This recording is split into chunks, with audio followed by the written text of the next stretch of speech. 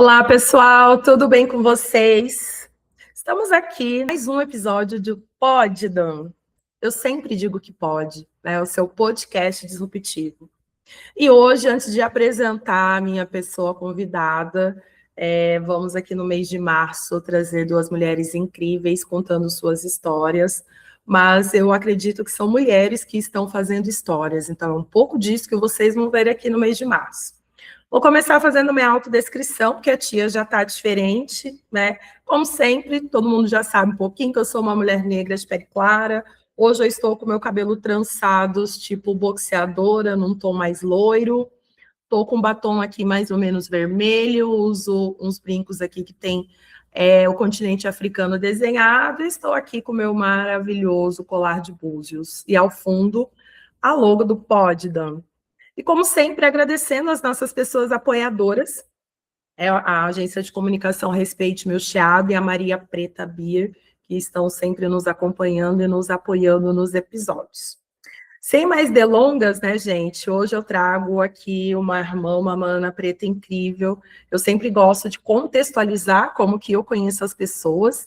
Nessas minhas andanças, eu tive a oportunidade, em novembro de 2025, de ser mestre de cerimônias da Conferência Juntos, na etapa Rio de Janeiro, e foi assim que eu conheci a Nath. Não muito diferente entrevistando de novo, né? Mas está tudo bem, hoje é um pouco diferente, porque a gente não tem ali a pauta do evento, mas a gente se aproximou um pouquinho ali, eu fui acompanhando a Nath nas redes sociais, e por que eu fiquei curiosa, e primeiro agradeço também, né, porque Nath super topou, porque, gente, Nath vai trazer uma história aqui incrível para vocês, que eu acredito que para nós que somos mulheres, especialmente mulheres negras, não necessariamente foi nos dado o direito de fazermos o que quisermos com os nossos corpos, né? Então vai ser um pouquinho também do que a gente vai dialogar. Mas antes, eu fiz aqui uma cola, né, da mini bio da Nath. Não sei se ela vai ficar brava comigo, mas tudo bem, eu achei ela no Wikipédia, gente, para vocês verem que a mulher tá importante. Lá no Wikipédia tá assim, Natália Braga Pereira da Silva, mas vocês só vão achar Natália Braga nas redes sociais. Ela é jornalista, youtuber, criadora de conteúdo e conhecida por abordar temas como etnia, gênero, sexualidade e educação. É repórter do The Intercept Brasil, cofundadora do coletivo Influência Negra e vencedora do troféu Mulher Imprensa 2021. E Nath é graduada em Comunicação Social pela UFRJ. Nath, gratidão por estar aqui com a gente. Conte ao mundo um pouquinho mais quem é Nath, da onde Natália é. Eu que agradeço o convite, fiquei super feliz com esse reencontro, né? Esse nosso reencontro agora digital aqui, conhecendo a sua comunidade também, o que é sempre muito legal. O meu nome é Natália Braga, né? Ou Nath Braga, Nath com TH. E para você que nos ouve aqui, né? Vou me autodescrever, então. Eu sou uma mulher negra. Hoje eu estou num traje bem minimalista, porque está um calor terrível aqui no Rio de Janeiro. Sim, eu nasci no Rio de Janeiro. Então, hoje eu tô só com um brinquinho aqui, lilás, pequenininho, ele tem um desenho meio emaranhado assim. Tô sem batom, sem maquiagem nenhuma, é isso, somente com protetor solar, que é o dress code do momento. Tenho cabelos crespos, 4C, estão pretos no momento, com um corte aqui, tem um risquinho de cada lado. E o que eu tô vestindo hoje é uma blusa de alcinha, vocês só veem aqui os detalhes brancos, mas na verdade é uma blusa azul marinho. E é isso que esse tempo me permite aqui. E é muito bom estar conversando com você nesse papo de alto verão aqui, carioca. Super. Gente, hoje eu estou em Campinas, então todo mundo sabe que eu fico aqui meio nessa ponte aérea, e hoje o calor aqui deu uma trégua, por isso que eu estou com uma blusinha aqui marrom, com umas alcinhas, mas geralmente quando eu estou gravando, eu estou em Maricá ou no Rio, eu estou igual Nath, gente, porque o calor tem dessas coisas pra gente. Mas, Nath, gostaria que você contasse um pouquinho para nós dessa tua trajetória enquanto youtuber. Eu gosto muito de dizer, eu que já sou de uma geração diferente da tua, acho que na minha época, quando começou a explodir essa possibilidade de ser youtuber e, de fato, também ser uma profissão, Eu lembro que isso era meados mais ou menos de 2014, 2015. Eu estava no corporativo. E o que eu faço hoje, que tecnicamente é quase que um plano A, para mim, naquela época, era um plano C. E eu comecei fazendo alguns vídeos, né? Tem um canal lá no Facebook, que tem muitos vídeos, inclusive. E eu lembro que uma das minhas lideranças perguntou para mim, né? Falou assim, nossa, Danube, agora você quer ser blogueirinha, quer ser influencer e tudo mais. E eu falei para ele, falei assim, olha só, eu não sei qual que é o meu tempo de vida útil aqui. Né? De repente, amanhã você pode acordar, não gostar mais do meu trabalho e me mandar embora. E quem sabe hoje seja esse meu principal trabalho. E ao longo desse processo, a gente vê até como um ponto de reflexão, né? Muitas crianças, inclusive até adolescentes, querendo seguir essa trajetória, mas também que você traga como que você iniciou e como, de fato, você também profissionalizou, né, essa tua jornada enquanto youtuber, enquanto influencer, enfim, enquanto representatividade que você é hoje. A gente vai acabar, então, falando sobre marca pessoal. Mas antes de entrar nesse mérito, a minha relação com a internet, ela começou da forma, acho que mais lúdica possível. Eu tenho 28 anos de idade, então eu já cresci ali no tempo de uma internet de escada, daquele início, né? Eu venho de uma família de classe média baixa, então hoje, inclusive, ouvindo até um outro podcast sobre tecnologia que eu posso indicar aqui para vocês mais à frente, eu entendi que a internet chegou, e os computadores, né, chegaram aqui no Brasil dos anos 80, talvez até antes, né? O que não foi o caso da minha família. Foi lá no início dos anos 2000 que a gente conseguiu ter um computador que não era constantemente conectado à internet. Então, eu usava esse computador para brincar, né? E aí, tendo aquele recurso, para mim, lidar com audiovisual começa com o Windows Movie Maker, né? Que aí eu ficava carregando lá vídeos gravados na câmera digital, né? Hoje a Cybershot está na moda e era de lá que eu pegava esses vídeos e editava, muito sempre tentando imitar o que eu via na televisão. Mesmo com exemplos muito controversos, gente. Pânico na TV. Sim, tentávamos imitar a estética do Pânico na TV. E era assim que funcionava para mim. Nem sempre eu conseguia, de fato, carregar esses vídeos no YouTube, porque, para quem é mais novo aí não sabe, gente, para carregar um vídeo de menos de 10 minutos no YouTube eram horas, e às vezes essa internet caía e você ficava sem conseguir carregar. Então era mais humilde, tá? A situação.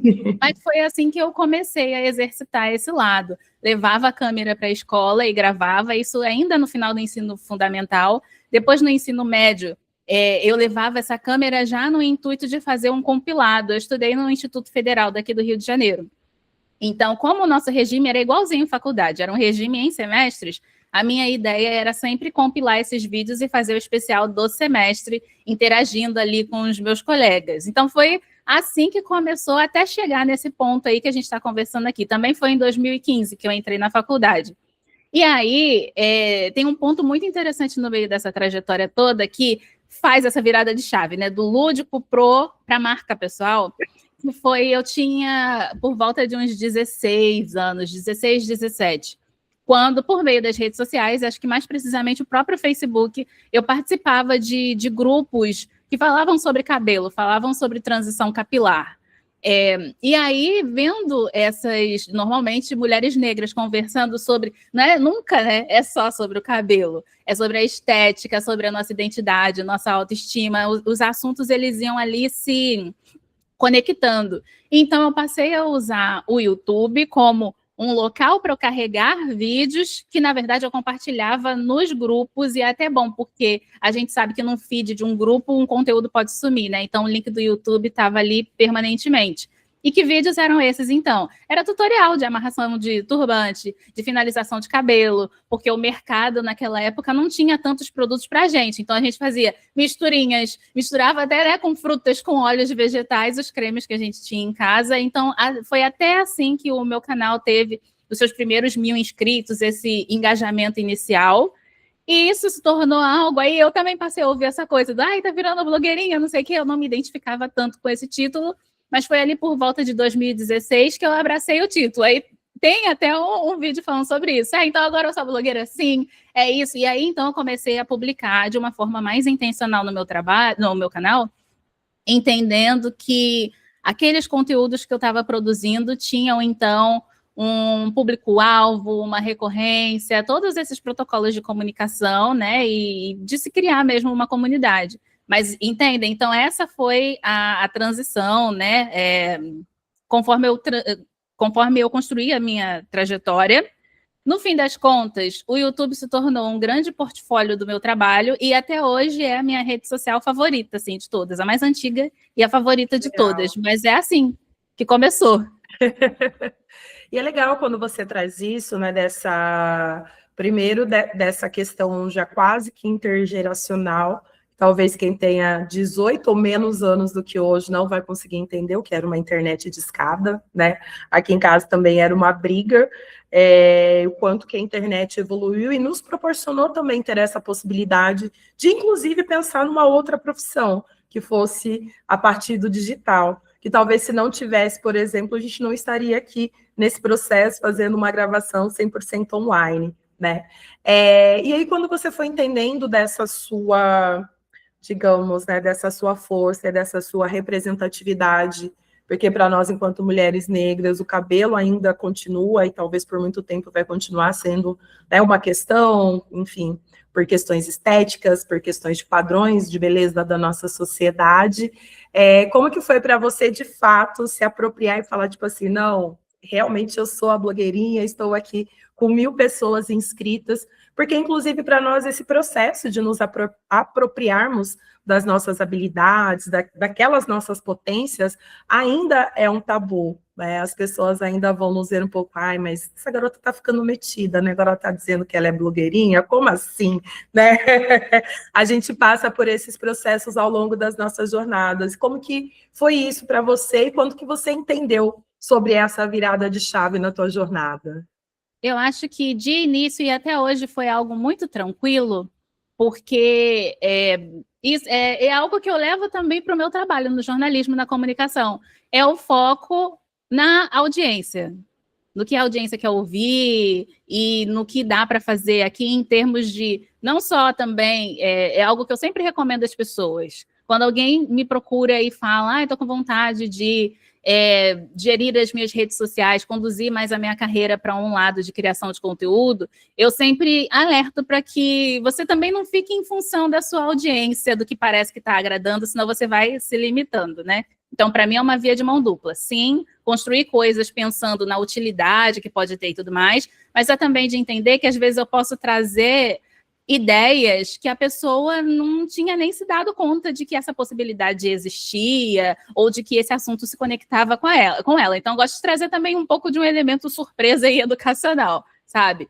Mas o que me guiou desde aquela época era pensar mesmo na contação das minhas histórias, da minha trajetória. E algo que eu acredito muito é de, às vezes, também, quando a gente conta essa linha do tempo, é fundamental para que outras pessoas não fiquem passando perrengues, né? Conheçam possibilidades.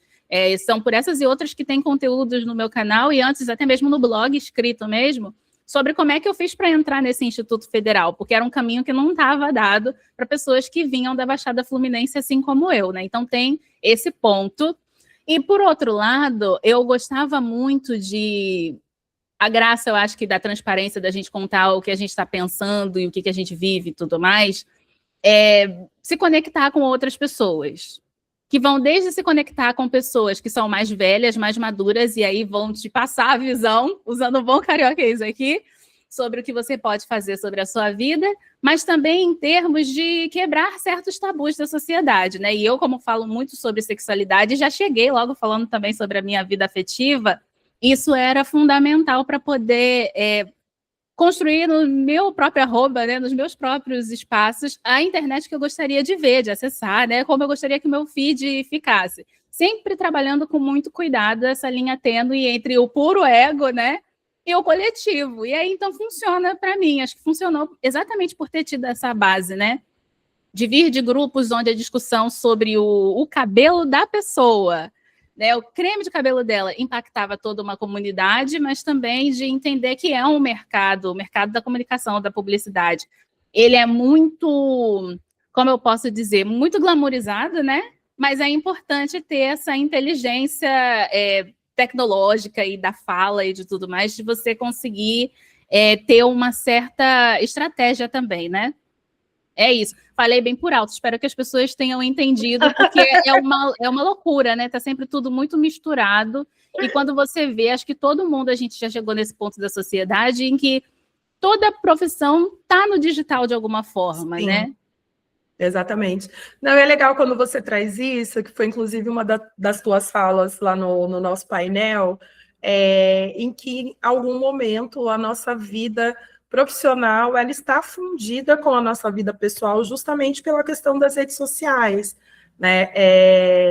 Eu digo principalmente as pessoas que estão mais em notoriedade, enfim, acabam tendo digamos, essa mescla entre vida pessoal e vida profissional, porque, digamos, como todo um bom brasileiro, todo mundo adora uma fofoca, né, gente? Então, não adianta, você pode fazer testes, eu vi fazendo testes, eu uso, assim, mais o Instagram, eu sou a louca do LinkedIn, mas o Instagram eu uso mais para as pessoas saberem onde eu estou, o que eu estou fazendo. Então, se de repente eu posto ali alguma coisa mais séria, gente, o meu algoritmo não entrega quase nada. Agora, se eu posto, tipo assim, a foto que eu gosto, às vezes, de brincar, né, quando eu estou fazendo a travessia da Ponte Rio-Niterói, se eu estou num samba, enfim, uma foto mais da minha vida pessoal, assim, a galera adora e vai lá e vai stalkear, ver o que a Danúbia está fazendo. E enquanto comunicadora em formação, e algumas pessoas às vezes me perguntam, né, como que você enxerga essa mescla e que cuidados talvez você tome em relação a isso. Eu gosto muito de dizer que eu sou uma comunicadora um pouco mais conservadora, que eu falo para as pessoas, né, se tu não vai aguentar o perrengue do que tu vai publicar, porque tu sabe que vai dar polêmica, não publica. Eu sou dessas, porque depois gerir uma crise é muito mais difícil. Mas como que você, digamos, como que você mede isso, né, entre tua vida pessoal e tua vida profissional? Não medindo, entre aspas. Porque é um pensamento muito parecido com o seu, Danúbia, no sentido de que, gente, não tem para onde correr. Para mim, todas as minhas redes sociais são profissionais, tudo é trabalho para mim. Sim. E aí eu vou até me endurecendo, né? Conforme me aprofundo nesses assuntos, tanto da cobertura jornalística em tecnologia, sim, como de lidar com pessoas desse meio e pesquisar efetivamente sobre esse assunto, é entender que é exatamente assim que a internet funciona. A gente já chegou num ponto, por exemplo, aproveitando esse gancho de publicar fotos dos nossos momentos de lazer. Me desculpem, mas é você saber que através da publicação dessa foto, você está contribuindo para que os algoritmos da Meta e da Google se tornem mais aprimorados na elaboração de imagens por inteligência artificial, por exemplo. Então, tudo é trabalho, ou ao menos, caso você ainda não tenha aceitado isso, tudo que você faz na internet alimenta o trabalho de alguém. Então, aí me deixa revoltada, e eu tenho carregado uma mania, infelizmente, nos últimos anos, dos últimos 3 ou 4 anos, eu diria, que eu abro o meu feed aqui, a minha galeria, na verdade, do Google Fotos, e me dou por satisfeita, como se eu já tivesse publicado essas imagens. E aí chega num ponto, é muito contraditório, né? Como assim eu estava aqui me apresentando como blogueira? Mas sim, sou uma blogueira low profile, de certa forma, e slow blogger. Sim, são esses termos em inglês, mas que dão conta exatamente do que a gente está falando aqui, que é que eu não publico todo dia, não fico trazendo, não faço esse verdadeiro reality show da minha vida, inclusive tá aí uma outra dica de segurança pessoal e de segurança digital também, então fica essa loucura das pessoas acharem que eu tô no lugar que eu publiquei a foto, sendo que a foto, gente, de 2 ou 3 anos atrás, quando eu me dei conta. Quando eu já abri tantas vezes o meu Google Fotos que eu vejo, eu nunca publiquei isso. Então, é no TBT os meus perfis. E Slow Blogger, porque eu tenho essa questão, até pelo formato mesmo dos meus conteúdos, né? Alguns são de fato um projeto de pesquisa, ou são uma entrevista com alguém, são mais complicadinhos de editar, né? Isso faz com que o tempo de produção e de edição seja mais longo, e aí, então, faz com que esses conteúdos não saiam de imediato e saiam também de uma forma mais espaçada. Essa foi a dinâmica onde eu me encontrei, Até em termos de saúde mental também, porque a internet também é muito imediatista e esse mercado onde eu transito também, né? Tanto dos influenciadores quanto o próprio mercado do jornalismo digital. Hoje é tudo muito imediatista, então eu tento escolher as minhas lutas mesmo para não passar mal e nem seguir uma certa tendência à toa, porque senão chega num ponto logo à frente que a gente se pergunta, nossa, por que eu estou fazendo isso? Por que está tão no automático, né? Exatamente. E quando você traz essa coisa do imediatismo, e que é muito louco, inclusive, quando você fala, né, poxa, eu publiquei um TBT, mas as pessoas acham que é algo que é em tempo real, mas aconteceu há um tempo atrás, é o cuidado que eu sempre falo que as pessoas precisam ter. Eu falo que eu tenho esse cuidado na fala, porque as pessoas levam muito a sério tudo que a gente fala, tudo que a gente produz de conteúdo, né? A gente tem essa responsabilidade, mas também em dizer para as pessoas, e não só para quem está começando, ou para quem, de certa forma, ainda não tem, digamos, esse controle sobre o quanto tempo fica lá passando a telinha, né, principalmente no Instagram, que o algoritmo vai trabalhando sempre para que você veja as mesmas coisas. Eu brinco com a galera que, tipo assim, sim, o Instagram ouve tudo que a gente fala, né, a gente está conversando aqui sobre um tema, daqui a pouco eu posso abrir lá, vai só começar a aparecer a Nath para mim no meu Instagram, porque é assim, infelizmente, como você trouxe, que o algoritmo trabalha, e são os cuidados que a gente precisa ter, né? Eu falo que eu, às vezes, eu brinco, ainda não tenho essa notoriedade que Nath tem, mas às vezes eu falo que eu tenho medo de, quando eu estou em alguns lugares, e aí eu vejo geralmente uma mulher preta, né, que vem com um sorriso aberto, eu assim, Senhor, quem que é essa pessoa? E às vezes é porque possivelmente isso acontece contigo também, né? E eu fico assim, meu Deus, se não é alguém que eu, sei lá, já gravei, ou já fez mentoria comigo, ou eu já vi em evento, eu dificilmente vou lembrar, gente, porque passa batido mesmo. Né, hoje eu tenho muito mais seguidores no LinkedIn do que no Instagram, então as pessoas acabam acompanhando muito meus conteúdos no LinkedIn, e é disso, a garota vem falar, é porque eu te sigo no LinkedIn, não sei o que, lá. E mesmo não sendo, né, uma rede social que eu traga tanto da minha vida pessoal, mas tem muito mais o profissional que está fundido, enfim, são os cuidados que a gente precisa ter. E de cuidados até com a nossa integridade física.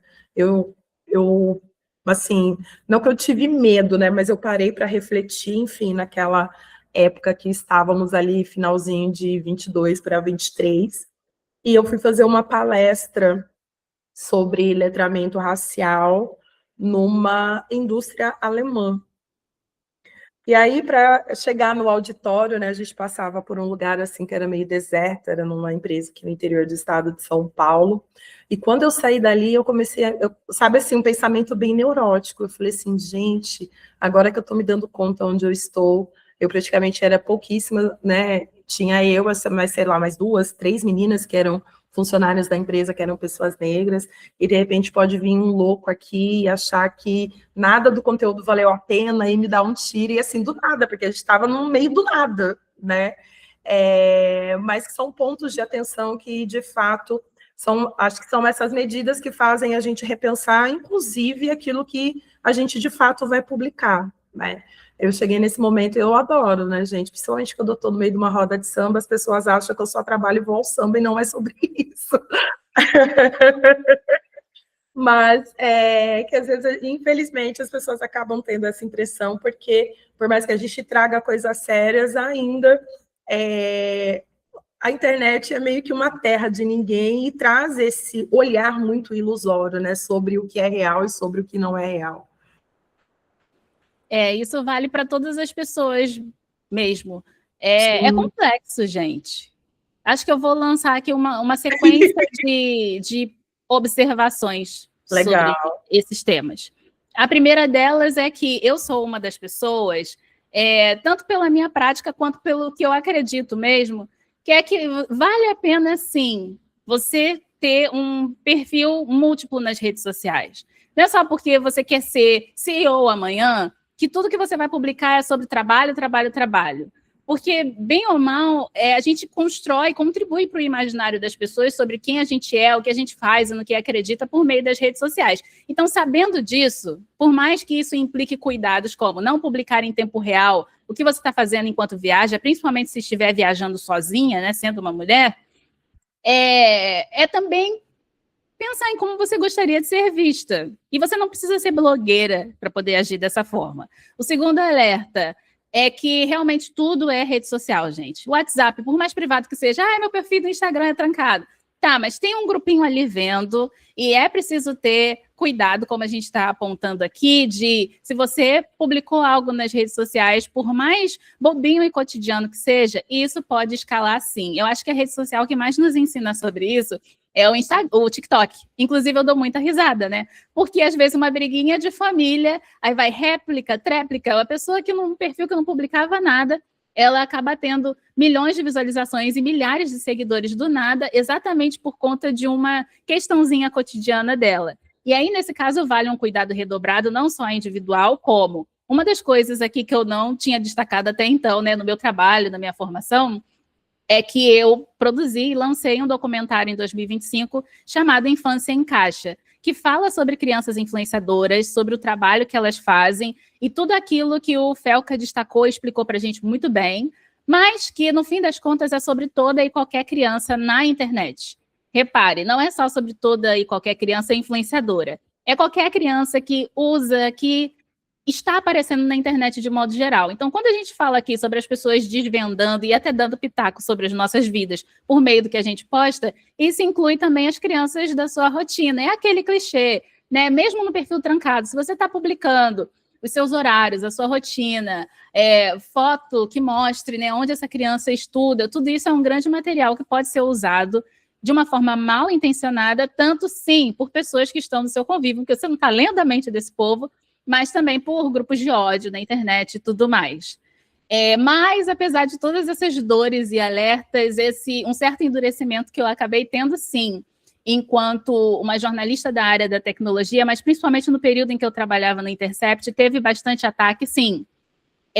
Xingamentos, ataques racistas, ameaças. Então, por isso que eu acabei me tornando essa pessoa observadora da minha própria galeria no Google Fotos. Que realmente acaba se tornando, e isso também é algo que as celebridades vivem, só que num sentido um pouco mais chique, né?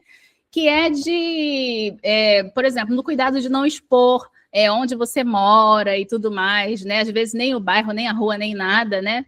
São protocolos que foram chegando na minha vida a partir desse momento, e foram assim uns 3 anos e meio, quase 4 anos, trabalhando cotidianamente com jornalismo investigativo no Intercept. Eu sigo com esse jornalismo investigativo por meio do trabalho com Infância em Caixa, mas foi um período muito marcante para mim, inclusive em relação a essas coisinhas que a gente está conversando aqui, né? Porque, vejam, tudo aquilo que eu sempre gostei muito de exaltar, que era o meu próprio cabelo crespo, acabou se tornando um mecanismo de ataque nas redes sociais quando era eu apresentando lá, né, o resumo da semana, falando do noticiário de política e de tudo mais, ali, né, se tornou um alvo de ofensa e perseguição. Então, olha, amo a internet, mas essas coisas vêm junto, né? A gente não pode omitir.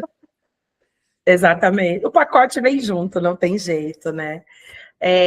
Gente, olha só, quem está ouvindo, que pensa nesse momento blogueirinho da vida, anotem as dicas super valiosas de Nath. Mas agora eu quero mudar um pouco o rumo do nosso assunto. Pensando que estamos falando aqui sobre mulheres negras que têm uma profissão, que estão escolhendo as suas jornadas, né? E a Nath aí super nova, já transitando entre o jornalismo e ser blogueira e tudo mais. Mas, gente, eu vou contar para vocês, porque, de fato, eu chamei a Nath aqui, óbvio, para além dessas dicas incríveis que ela trouxe, né? Eu acompanhei um pouco sobre algo da vida pessoal dela, que é o que eu gosto de trazer, que, infelizmente, durante todo esse processo, enquanto mulheres na nossa sociedade, até bem pouco tempo atrás, não podíamos ser donas dos nossos corpos, né? Os nossos corpos, inclusive, ainda continuam sendo vistos apenas para reproduzir e para o cuidado de outras pessoas na sociedade, e, em especial, os corpos de mulheres negras. E a Nath, gente, ela fez aqui a cirurgia de nossa, eu anotei aqui mal, mas depois ela pode me corrigir, sulpingectomia, que é nada mais do que remover uma ou ambas as trompas para se evitar uma gravidez permanente. E aí, Nath, eu gostaria que você contasse um pouco, né? Eu, assim, com quase 20 anos a mais de Nath, eu vim de uma época em que minha mãe, até antes de falecer, ela achava que ela ia ser vó, e eu sempre disse que eu não queria ser mãe, né? Ela brincava que ia me sedar de madrugada e ela ia colher meus óvulos, ela ia congelar os meus óvulos. Coisa assim, coisa de doido. Mas, ao longo da transformação e graças, né, às deusas, como dizem algumas amigas, a evolução da sociedade e das mulheres na sociedade, muitas de nós, eu acredito que até as nossas mais velhas, talvez nem gostariam de estar nesse lugar, do lugar que é o maternar. E como que foi esse processo para você, e você, assim, super jovem, é que, na verdade, a gente quer trazer informação para as meninas, digo meninas, as mais novas do que eu, e mulheres que não querem, de fato, passar por esse processo da maternidade. Eu, quando, há alguns anos atrás, sempre fiz um tratamento rigoroso com a ginecologista por questões de miomas e tudo mais, e ainda essa ginecologista com um olhar bem conservador dizia assim, não, pode ser que um dia você mude de ideia, então vamos preservar aqui até quando der, etc, etc, mas que eu sempre tive, assim, muito nítido na minha cabeça, que também não pretendo e não quero esse lugar do maternar. Como é que foi esse processo para você? Como que você descobriu, né, sobre esse procedimento e como que, de fato, foi essa realização para você e dizer, de fato, não quero ser mãe e vou aqui dar um jeito e descobrir esse jeito de que o meu corpo, de fato, não vai, né, gerir uma outra vida? Agora, acho que meu olho já deve estar até brilhando, né? Eu amo esse tema, amo. Sou especialista em sexualidade humana para isso, inclusive, né? É uma grande vertente lá do meu canal. Agora, falando de brincadeira, né? Agora a faixa etária desse podcast vai subir aqui, apenas pessoas acima de 70 anos podem ouvir esse episódio, tá? Não, mas falar sobre sexualidade também é falar, enfim, sobre saúde, bem-estar, né? Coisas que vão além da reprodução humana. Mas, até conectando aqui, né, não é um salto radical que está acontecendo nesse episódio, não, tá? Porque um dos primeiros vídeos a viralizarem lá no meu canal no YouTube foi exatamente um vídeo, porque teve 2 vídeos com... Não era uma série intencional, mas, se eu não me engano, o nome era Eu Preta, sobre beleza e autoestima, alguma coisa assim, e depois teve o Eu Preta, especificamente sobre pornografia. Esse eu não vou comentar muito agora, mas é interessante, é antigo e é interessante de se assistir dentro desse recorte que a gente está fazendo aqui, porque ao longo desse vídeo eu vou falando exatamente sobre o meu incômodo com a forma como corpos negros são ou eram retratados até então naquela época, dentro desse contexto hipersexualizado, né? Para além do erótico, hipersexualizado. E esse primeiro vídeo a viralizar no meu canal foi exatamente sobre a primeira vez que eu publiquei um nude na internet. Sim, gente. Um nu artístico, foi um nu artístico, gosto muito, tem esse lado. E aí deu o que falar, deu briga com a minha família, enfim, assistam. Muito bom. Gosto da repercussão dele. E essa especialização em sexualidade humana, ela veio, né, depois da graduação, exatamente entendendo que eu sempre amei muito estudar. E amo essa carreira que eu pude construir através de oportunidades que todas foram através da educação. Os lugares mais distantes que eu já consegui viajar até agora, os trabalhos mais incríveis, tudo isso foi por meio da educação, de bolsas de estudo e tal. Então, dessa vez, na pós-graduação, eu pensei, eu vou estudar aqui sobre um assunto que eu não tenho a mínima intenção de tornar fonte primária do meu trabalho, porque eu realmente gosto de aprender e de falar sobre sexualidade. E aí acaba vindo a calhar nesse momento, né? Mas no quesito contracepção, a primeira coisa que eu fiquei sabendo, na verdade, tudo que eu ouvia falar, inclusive sobre esse tema dos estudos, era que não case, não tenha filhos antes de acabar a faculdade. Exato. Era tudo, não. E fora isso, era, sei lá, use camisinha, era o que eu via por aí. Inclusive, um grande susto que eu levei, acho que vale também de um alerta, não era óbvia para mim essa informação, de que mesmo usando camisinha, eu poderia contrair N ISTs por fazer oral sem camisinha e tantas outras coisas, né? E beijando alguém, enfim, por mais um pouco mais improvável que seja, existem muitas coisas, né, no meio do caminho. E mesmo maior de idade, mesmo com a minha vida sexual ativa e tal, eu não fazia ideia, já adulta, eu preciso lembrar aqui, mas acho que foi com 21 anos de idade, foi lá em 2019. Eu fiquei sabendo que eu tinha o direito e tinha as ferramentas naquela época para colocar DIU. Assim, eu tinha plano de saúde desde a minha adolescência e eu não sabia que isso estava disponível. Ninguém, no consultório ginecológico, ninguém falava comigo sobre isso. Então, eu só fiquei sabendo nesse momento já com 21 anos. Então, nesse momento, eu coloquei um DIU de cobre, porque eu também sempre tive essa ideia de... Tentava fugir dos hormônios. Sim. Achava que estava arrasando, né? Até ficar sabendo depois que eu já estava detonando o meu corpo de hormônios e, né, usando pílula do dia seguinte. Fica o alerta também. Então, se eu já tivesse conhecido antes, né, esse direito ao DIU, já teria ajudado muito na minha vida. E o tempo foi passando. Eu nem sei, eu sempre com essa certeza de que eu não queria ter filho, né, e consequentemente tendo medo, haja aí essas pílulas do dia seguinte.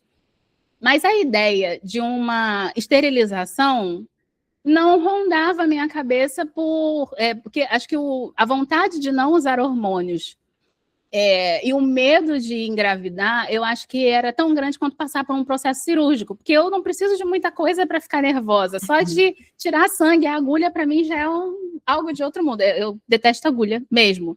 Mas encarei nesse processo da cirurgia, foi realmente bem tranquilo. Até exames anteriores, não necessariamente relacionados, né, a essa cirurgia, me fizeram entender que seria tranquilo para mim. Numa última instância, seria muito menos invasivo e doloroso fazer essa cirurgia em vez de passar por uma gestação inteira, que já é carregada de exames, e o parto em si, né?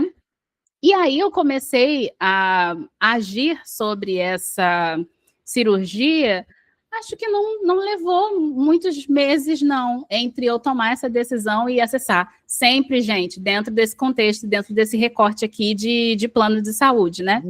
E fiz essa minha cirurgia com 26 anos, em 2023.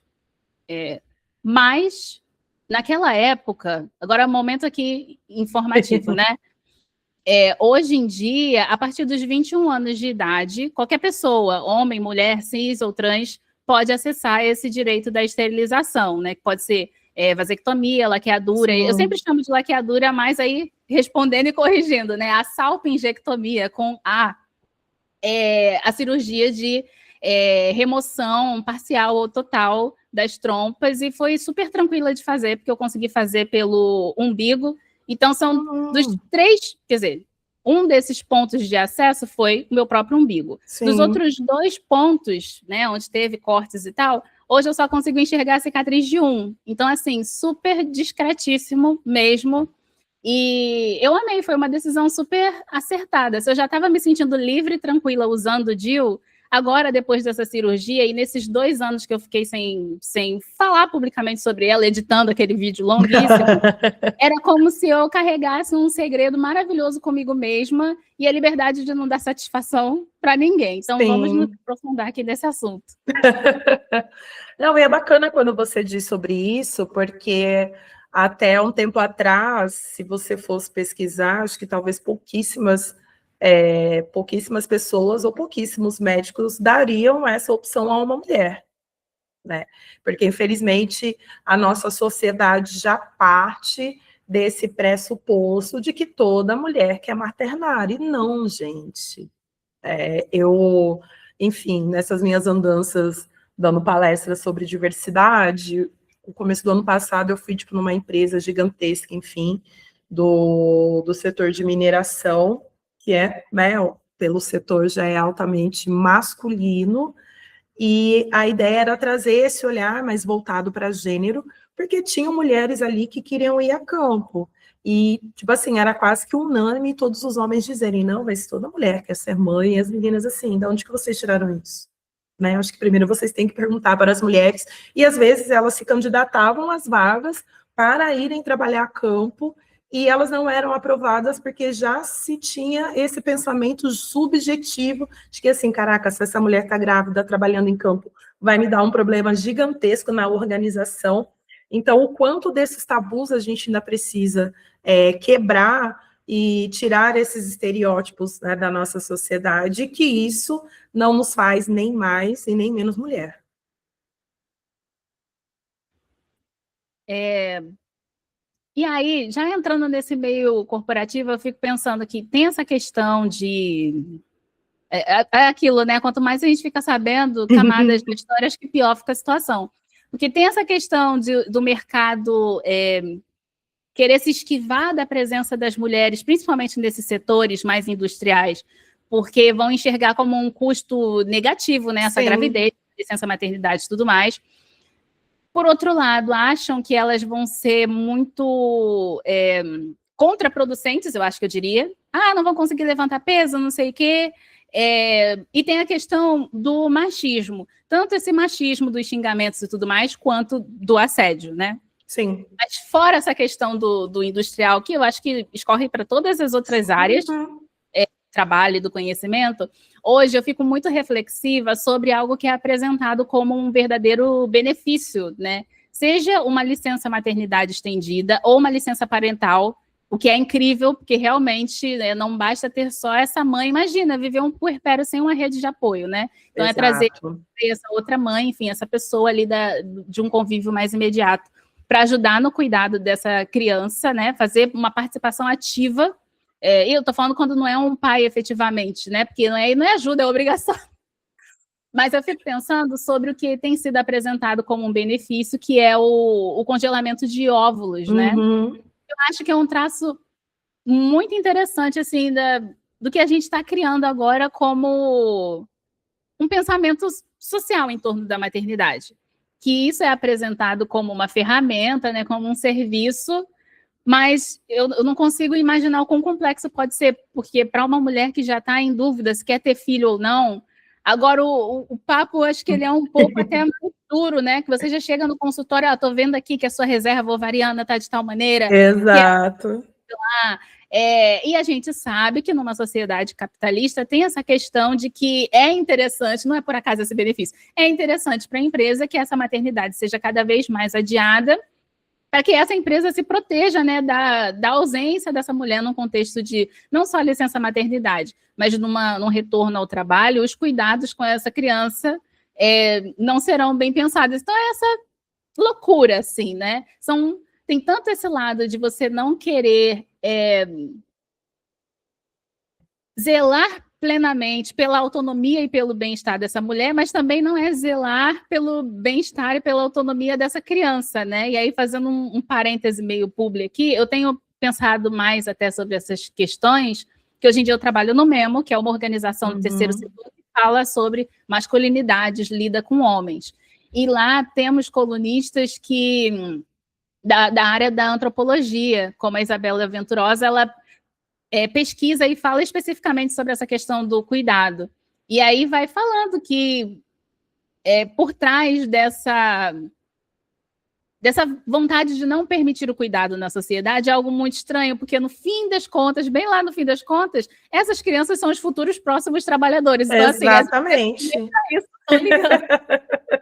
É muito complicado, gente. Papo de nerd até agora. Papo de nerd. Não, mas você trouxe, eu vou trazer uma outra querida, que com certeza ela vai estar por aqui futuramente, a Camila Santos.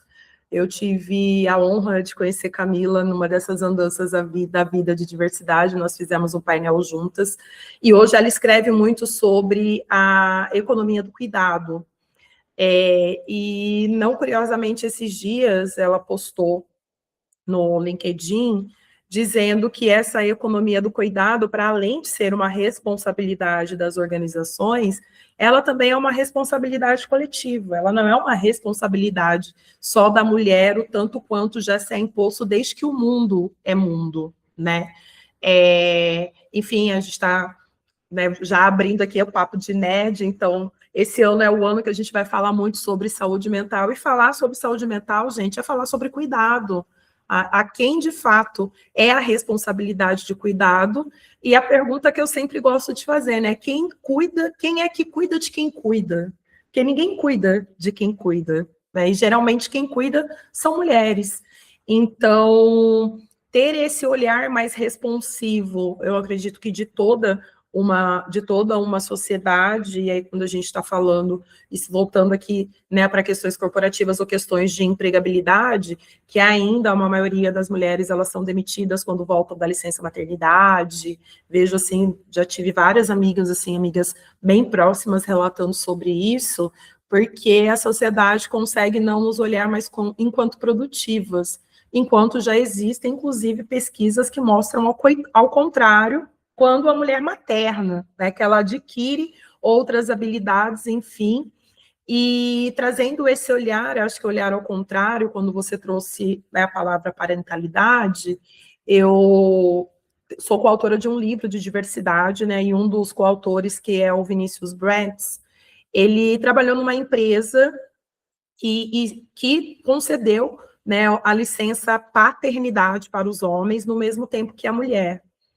E ele contando essa história foi muito incrível. Isso tem um painel que já tem uns 2 anos que eu assisti, depois a gente se conectou mais no lançamento do livro, porque tem também esse olhar e os dois olhares. É da gente achar que um homem não vai dar conta de cuidar de uma criança, porque automaticamente já é uma responsabilidade da mulher, mas ao mesmo tempo esse medo de tipo assim, cara, quando eu voltar, será que o meu trabalho vai estar ali? Mas também ele fala que foi uma das maiores experiências da vida dele e de conseguir entender a mulher que materna, né, que aquela mulher não vai ter o mesmo corpo, porque que aquela mulher está cheia de olheiras, o que não é fácil quando dizem, né, a mãe tem que dormir quando a criança dorme, principalmente nos primeiros meses, porque ainda está amamentando, e uma série de elementos, e que em 5 dias, gente, não dá para um pai saber o que é ser pai, né?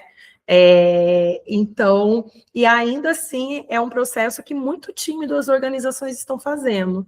E o mais legal da organização que ele trabalhou, que se eu não me engano foi na Diageo, que eles davam oportunidade, por exemplo, de alguém que queria transitar diária, substituir aquela pessoa que ficou 6 meses afastada, e quando aquela pessoa voltava, ela tinha certeza de que o cargo dela estaria lá, que já não é uma verdade para as mulheres, né?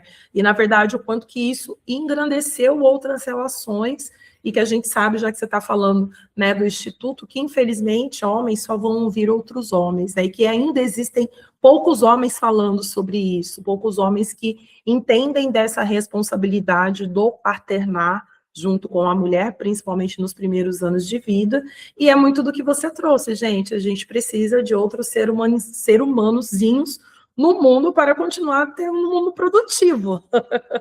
E que não faz sentido nenhum a gente não olhar essas duas vertentes quando a gente está falando dessa economia do cuidado. É um tema importantíssimo, gente. Deem um Google aí, não por acaso, né? Foi tema de redação do Enem. Exato. Da economia do trabalho.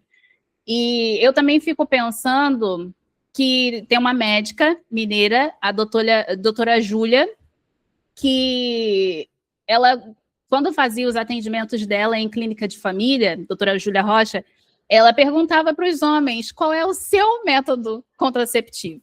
Porque acaba que a contracepção, né, fica muito a cargo das mulheres. Sim. Seja por razões tecnológicas, porque por enquanto só tem anticoncepcional para gente, mas do comportamental mesmo, né? Tem essa questão de que os homens, eles falam que não querem ter filhos, mas se você der a primeira oportunidade ali de não usar mais preservativo, de não ficar mais de olho nisso, eles vão lá e abraçam, né? Sim, com certeza.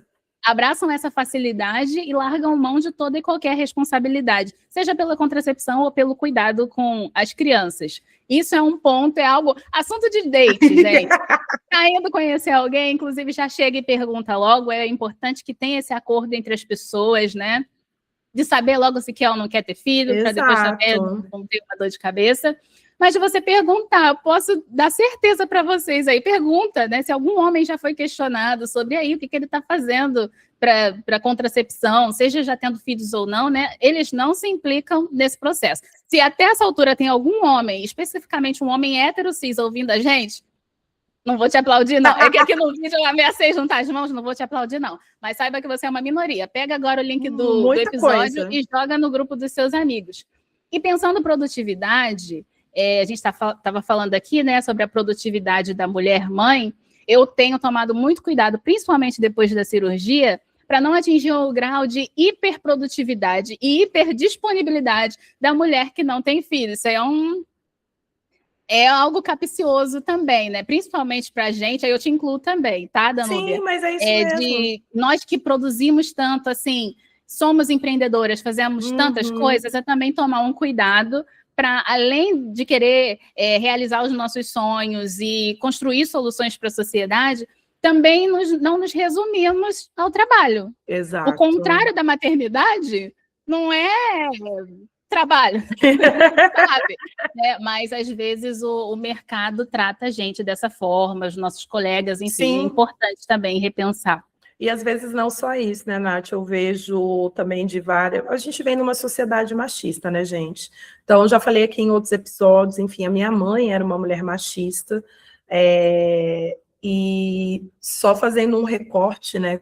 A minha mãe sofreu um acidente quando eu tinha 14 anos e ficou paraplégica, e depois de 2 anos o meu pai faleceu. Então, durante muito tempo, eu fiquei nessa economia do cuidado com a minha mãe, e quando eu fui envelhecendo, e eu fui entendendo que, tipo assim, ela não tinha essa, digamos, essa mesma cobrança com o meu irmão, porque eu tenho um irmão, vinha esse olhar, mas... Inclusive, depois que o meu irmão saiu de casa e casou, parece que fica só essa responsabilidade, só pelo fato de eu não, até então não ter tido casado e não ter tido filhos. E isso é uma verdade para uma maioria das minhas amigas, né, que tem mais ou menos a minha faixa etária, mas que tem irmãos casados, e que daí essas pessoas acham que só pelo fato dela estar lá ou estar, entre aspas, mais disponível, que a responsabilidade é só dela, só porque ela não casou e não teve filhos. Então, quanto desse cuidado que a gente precisa ter. Esse é um ponto, né? Então, é difícil, gente, é difícil fazer esse desmame. Eu demorei muito tempo para conseguir fazer isso com minha mãe, mas também eu consegui fazer ela entender de que, tipo, eu precisava ter uma vida. É difícil no sentido de que parece que a gente está largando mão e que não é uma verdade, mas é que a todo momento a sociedade nos imputou sobre isso, e não necessariamente também estamos mais disponíveis apenas a trabalhar. Então, não faça como eu, que eu já fiz muito isso na vida, tá, gente? Eu brinco com a galera que às vezes o mentor eu já trabalhei muito de graça, hoje eu não faço mais isso, abre o olhar para quem ainda acha que é legal, que não é legal, mas isso automaticamente acaba acontecendo mais com mulheres, a partir de uma certa faixa etária, que não casaram e que não têm filhos, e acaba, de fato, com esse olhar que você trouxe. Fica parecendo que a gente está mais disponível para tudo, principalmente quando é algo relativo ao trabalho, e que não. É que a gente precisa, de fato, ter esses limites, e que existe um limite para um trabalho, até porque, como qualquer outra pessoa, qualquer outro ser humano, nós gostamos de nos divertir, nós gostamos de fazer várias outras coisas para além do trabalho, né? Mas acaba, assim, tendo esse olhar mais voltado para essa questão de que a gente está mais disponível, especialmente para o trabalho. E me incluo nessa também, sim, viu, Nath? Porque em algum momento eu já me pus nesse lugar. Hoje não me coloco mais. Uhum. Realmente é bastante coisa. E algo que, né, um bichinho que me picou aqui enquanto a gente estava conversando, é porque eu espero de coração que tenham pessoas aqui ouvindo a gente, no caso, né, mulheres, pessoas com útero, que estejam descobrindo essas possibilidades e já tenham esse assunto em mente, né? E a gente sabe que uma das questões frequentes de perturbação de juízo que a gente ouve é em relação não a sermos cuidadoras, né? Mas e a sua velhice? Quem vai cuidar de vocês? Gente, estou fazendo uma menção honrosa aqui, porque para mim isso não é nenhuma questão, né? Mas isso definitivamente não deveria ser um ponto. Acho que vou deixar aqui como uma dica, então, né, para todo mundo. Quando você ouvir esse tipo de coisa, acho que vale a pena a gente rebater, então, com essa polêmica da tarefa do cuidado sempre sendo deixada, nesse caso aqui, para as filhas, Exato. né? Sejam elas casadas ou não, né? Eu acho que isso me incomoda e me preocupa muito mais. E agora, na verdade, eu sempre me senti muito responsável por mim mesma, né? Pela minha vida, pelo meu bem-estar e tal. Então, isso é só um adendo. Eu não gostaria de ter um filho, acho que não cabe a essa pessoa a responsabilidade. Sim, gente, se tiver algum advogado ouvindo a gente, tá, você, filho, filha, pode sim ser responsabilizado, né? Acionado, pagar pensão e tudo, e você não pode abandonar os seus pais quando eles forem mais velhos. Ok, mas ainda assim, eu espero também que quem tem filho e está ouvindo aqui a gente hoje tenha um projeto de educação, de cuidado, inclusive, que não seja sobre uma espécie de reembolso no futuro, né? Não é assim que as coisas funcionam. Então, estou aqui fazendo o possível, sendo, sei lá, discípula de Nath Finanças, para fazer aposentadoria e tudo mais. É isso. Esses custos que virão e vêm lá na frente. Mas é um trabalho preventivo financeiro, mas também corporal, né? Sim. É para isso que eu tenho que ir para a academia e daí em diante, né? É para isso que eu cultivo as minhas amizades, os meus pares. Não pensando que, eu não sei, eu acho que as pessoas pintam, então, a vida de uma mulher, retratam a vida de uma mulher como uma morte em vida se a gente não tem filho, né? Sim, é uma morte em vida, é exatamente isso. E isso é muito cruel, porque, como a gente está falando aqui, são questões, são futuros terríveis que as pessoas não replicam quando é para se pensar a vida de um homem, né? Não, existem vários de maneira nenhuma. Que a gente conhece e vê que também não tem filhos nenhum, e não chega a esse tom apocalíptico. Muito pelo contrário, né? Aplaudem, riem, exato, divertido e presente, agora pra gente não, deu tudo errado. Quando uma mulher não tem filhos, e tá tudo errado com ela, quando ela escolhe não ter filhos.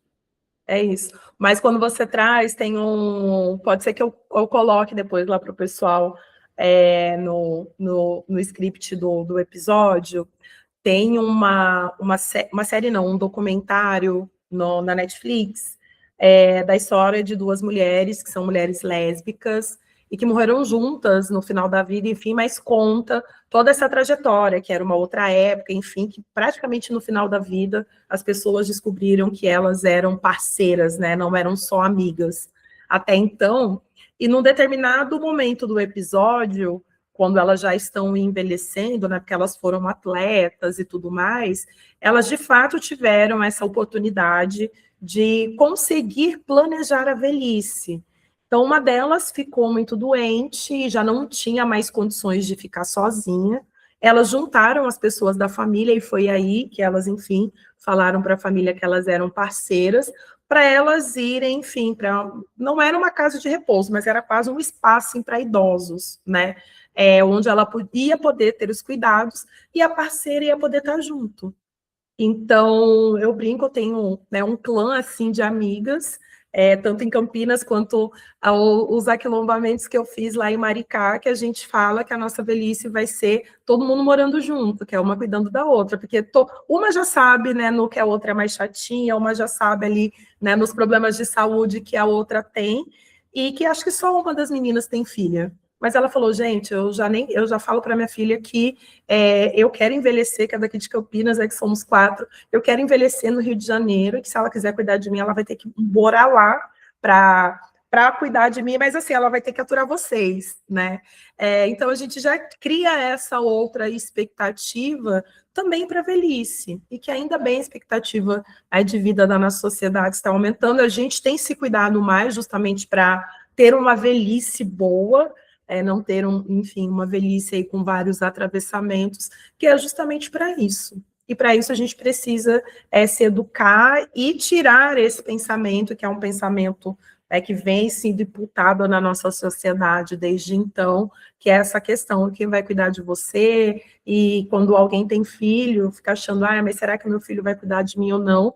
Tem a responsabilidade jurídica, ok, mas não necessariamente tem essa responsabilidade, que é o diferente do jurídico, do afetivo. Porque, enfim, a gente até ouve histórias em que pessoas não constroem laços nenhum com seus pais e com suas mães, e aí como é que faz, né? Mas é isso, eu quero que as pessoas comecem a repensar justamente nesse outro olhar dos nossos corpos, né, enquanto corpos, especialmente de mulheres negras, esses corpos livres que podem decidir o que querem e o que não querem fazer com seus corpos, mas que, para além disso, somos corpos que também queremos viver e não só sobreviver mais na nossa sociedade. Exatamente, concordo com cada vírgula. Nath, eu quero, assim, super te agradecer, cara, foi um bate-papo, assim, muito rico, muito produtivo, a gente passou aqui sob vários olhares, né, começamos falando ali enquanto uma pessoa influenciadora, estamos aqui finalizando falando de corpos, sobre a sociedade do cuidado, te agradecer por trazer tanta informação rica, eu confesso para você que quando eu comecei ali a ver as suas publicações, essa possibilidade da cirurgia, eu falei assim, gente, por que eu não soube disso lá atrás, quando eu já sabia que eu não queria, eu ia ser muito mais feliz, mas enfim, porque aqui a ideia é, de fato, trazer informações para as pessoas, e que essas informações cheguem a muito mais pessoas, mas eu acredito que, para além disso, a gente falou muito sobre essa questão da conscientização desse corpo de mulheres na nossa sociedade. A gente não quer mais ser só esse corpo que pensa no cuidado, ou nesse corpo que só pensa nesse processo reprodutivo. E aqui, gente, não estamos falando das mulheres que querem ser mães, ainda bem que ainda tem gente que quer ser mãe. A gente precisa continuar povoando o mundo. Mas a verdade é trazer esse olhar de que não tem nada errado, e que ainda assim eu ouço muito de meninas que já pensam nesse processo e que tem essa coisa mais incutida na família, e de que parece que quando a gente tem esse pensamento contrário de todo mundo, que a gente é diferente, ou que a gente é anormal, e não, gente, está tudo bem. Apenas pensamos diferentes do que uma maioria, e de que sim, a gente tem o direito de pensar diferente e, quiçá, chegar ao ponto de fazer uma cirurgia, assim como o Nath fez. Então, te agradecer, assim, de coração, pela disponibilidade, pela oportunidade de contribuir aqui com a gente. Eu que agradeço, assim, foi maravilhoso conversar, e saber que, por meio dessa conversa, a gente também está levando informação para outras pessoas e realmente gatilhos de conversa aí, né, para elas pensarem ou encaminharem para uma outra pessoa que elas sentem que estão interessadas, né? Eu acho que essa nossa conversa aqui é realmente o início de outras pesquisas, de outras conversas que nós teremos aqui dentro e fora do podcast. Então, muito obrigada mesmo. Eu que agradeço. E assim, gente, eu encerro mais esse episódio especial do mês de março com Natália Braga, do Pode, Dan. Eu sempre digo que pode, o seu podcast disruptivo, agradecendo novamente os nossos apoiadores, a Agência de Comunicação Respeite Meu Chiado e Maria Preta Beer. Eu vejo vocês no próximo episódio, gente. Até mais.